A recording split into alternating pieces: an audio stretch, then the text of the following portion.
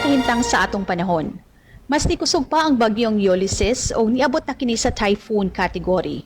O ganihang alas 10 sa buntag, estimate kini nga nahimutang sa 100 kilometers north sa Virac, Catanduanes.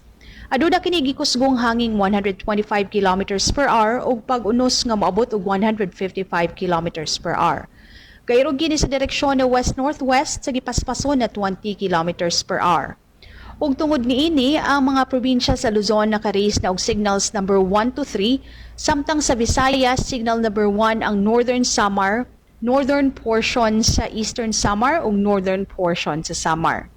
Samtang nahibiling bahin sa Visayas, lakip na ang Palawan ug Occidental Mindoro makasinati usab og madag umong kalangitan, inubanan na sa mga katag-katag na pag-ulan, pagpanugdog og kilat tungod sa extension o trough sa bagyong Ulysses. Ug base sa atong forecast track, kini nga maong bagyo maka-landfall diri sa Polillo Islands ug sa mainland Quezon karong gabii o ugma sa sayo sa buntag.